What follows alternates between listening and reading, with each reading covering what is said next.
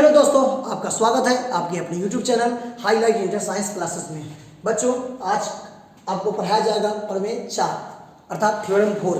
इससे पहले 3 थ्योरम आपको पढ़ा चुके हैं, उसको अच्छा से देख लीजिएगा, तब जाके ये इस वीडियो को देखने का प्रयास कीजिएगा। आज आपको पढ़ाया जाएगा प्रमेय नंबर 4 अर्थात थ्योरम 4। क्या कहता प्रमेय, ध्यान दीजिएगा।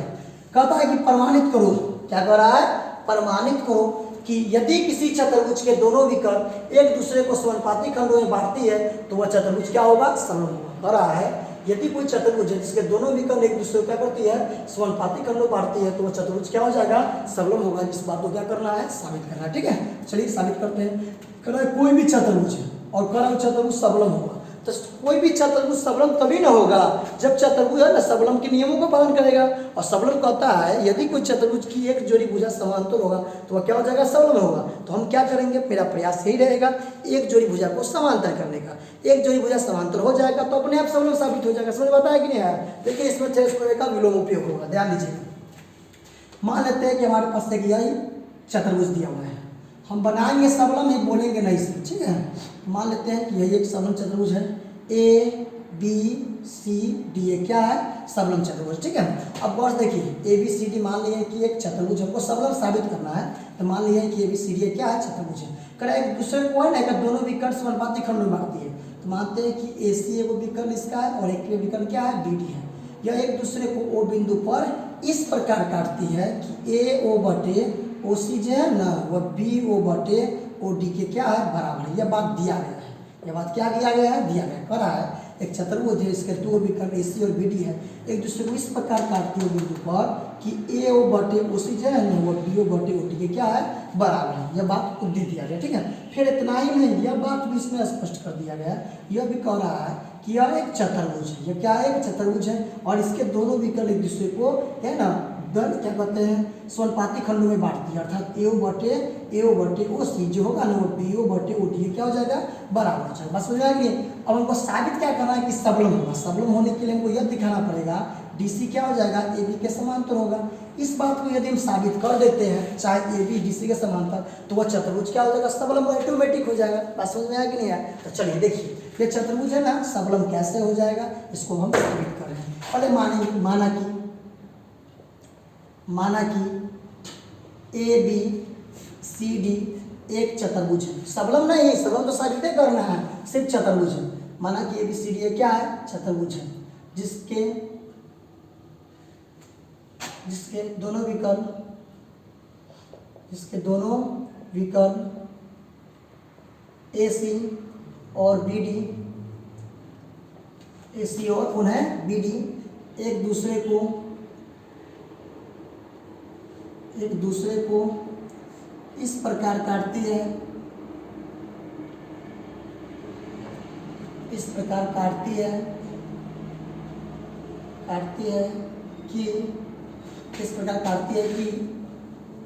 काटती है कि ए ओ बटे ओ सी बी ओ बटे क्या है, ओ डी है। इस पर काटती है कि ए ओ बटे ओ सी क्या है, बी ओ बटे ओ डी है। तो साबित करना है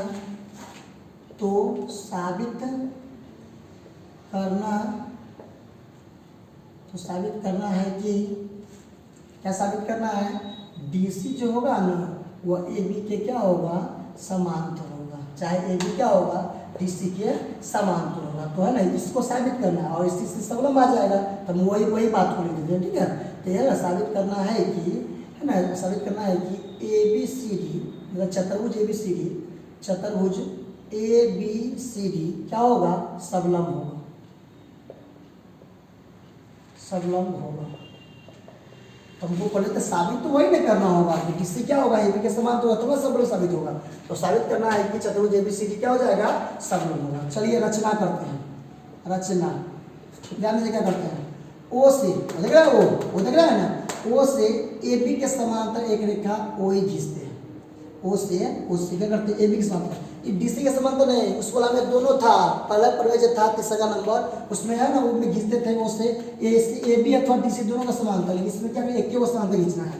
रचना ओ से ए बी के समांतर, ओ से ए बी के ओ से ए बी के समांतर, ओ से ए बी के समांतर एक रेखा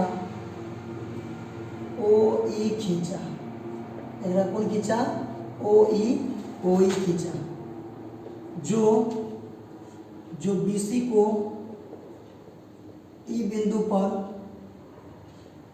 पर काटती है, जो BC किस बिंदु पर काटती है, ई बिंदु पर काटती है। चलिए प्रमाण गौर से देखिए प्रमाण, चलिए साबित करते हैं क्या। देखिए था इस त्रिभुज को गौर से देखिए, कौन त्रिभुज दिखेगा, त्रिभुज ABC में देखते हैं, त्रिभुज ABC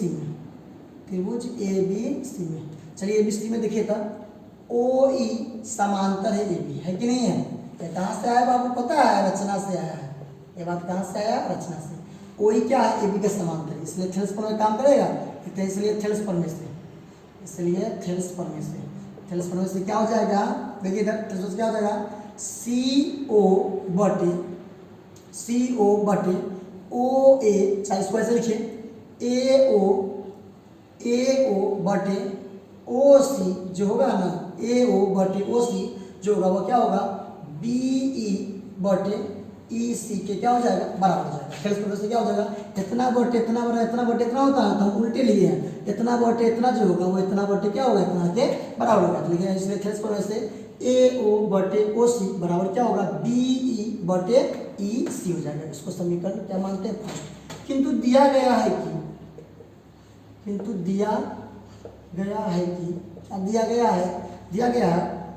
AO बटे OC जो है ना, वह BO बटे OD के क्या है, बराबर है। समीकरण 2 है, ठीक है। अब समीकरण 1 और 2 को गौर से देखिए, समीकरण 1 और 2 में LHS के बराबर है, तो क्या LHS के बराबर नहीं हो जाएगा। देखते समीकरण 1 और 2 से, समीकरण 1 और 2 से क्या हो जाएगा,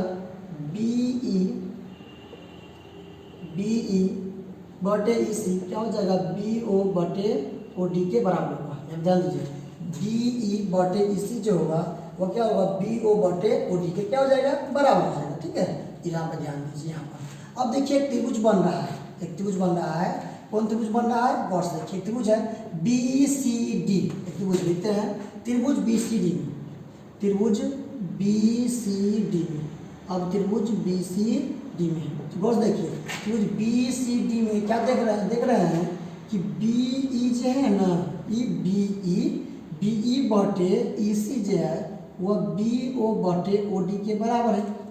त्रिभुज BCD गौर से देखिए तो पता चलेगा कि BE बटे जो EC है ना, वो BO बटे OD के क्या है, इसी त्रिभुज में ना है, वो बराबर है। तो ये आप पढ़े हैं थेल्स प्रमेय का अवलोकन, उसमें यही ना कहा गया था, यदि किसी त्रिभुज में कोई एक रेखा अंध भुजाओं को इस प्रकार काटती है कि कुछ बटे कुछ का अनुपात कुछ बटे कुछ के बराबर होता है, तो थेल्स प्रमेय के विलोम से क्या होता है, वही समांतर नहीं हो जाएगा, वही लगाते हैं। इसलिए थेल्स प्रमेय के विलोम से, थेल्स प्रमेय के विलोम से क्या हो जाएगा, OE जो है ना, OE वो समांतर होगा, किसके समांतर होगा, OE समांतर हो जाएगा, OE जो है ना वो DC के क्या हो जाएगा, समांतर हो जाएगा। तो चलिए आगे मेरे पास रिजल्ट कितना, OE समांतर हो गया DC, OE क्या हो गया, DC के समांतर। किंतु रचना से OE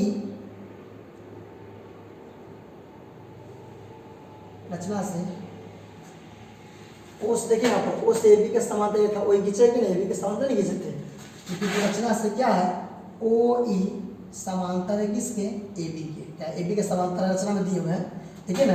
उसके AB के समांतर एक रेखा OE खींचा है, किंतु रचना से OE क्या है, AB के समांतर है। सोचिए, इसको समीकरण 3 मानते हैं, इसको समीकरण 4 मानते हैं।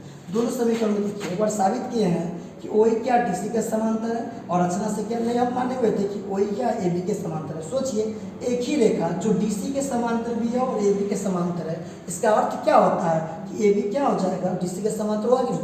यहाँ पर OE क्या DC के समांतर है और OE क्या है यहाँ पर AB के समांतर है, एक ही रेखा दोनों के समांतर है, इसका अर्थ क्या हुआ, AB क्या हो जाएगा, DC के समांतर होगा कि नहीं होगा। देखते समीकरण 3 और 4 से, समीकरण 3 और 4 से क्या हो जाएगा, 3 और